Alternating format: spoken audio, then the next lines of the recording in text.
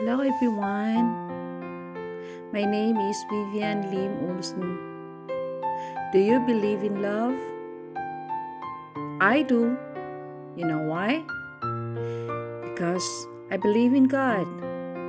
God has planned for everything. I never thought I will be here in Denmark.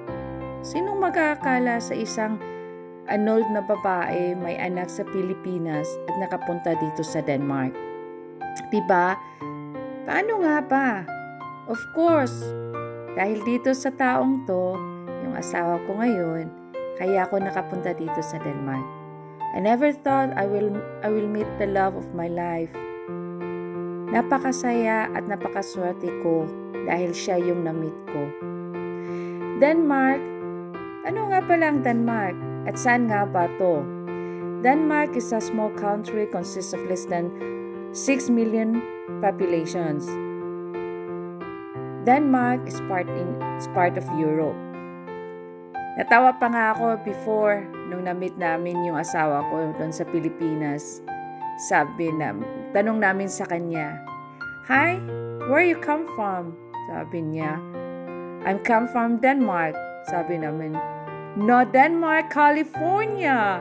Sino nga ba magkakala kung saan yung Denmark? Kasi alam natin, yung Germany, yung Sweden, Norway, Denmark. No, we didn't hear Denmark, right? Napaka swerte namin ng anak ko na napunta dito sa Denmark. Lalo na yung nila dito, yung health welfare, napaka-spectacular. Imagine, free hospitalization, free school ng mga bata, at saka may allowance pa silang natatanggap. Kami na nag-aaral, may natatanggap kami na allowance. Yung mga bata namin may natatanggap na allowance every 3 months. Depende rin yun. Pag maliit pa yung mga anak ninyo, malaki yung natatanggap.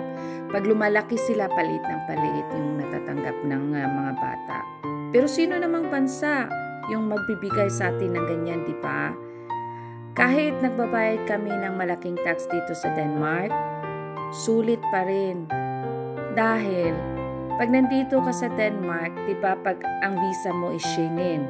Schengen is, you can travel all the Schengen countries, like Norway, Sweden, Germany, Holland, Belgium. Ngayon nga, yung Switzerland, pwede na rin tayo mag-travel ng Switzerland. Tapos, yung Greece, Portugal, ang dami po. Hanggang dito na lang ako. See you, and kung may mga comments kayo, please comment below, and I will share you more. Bye!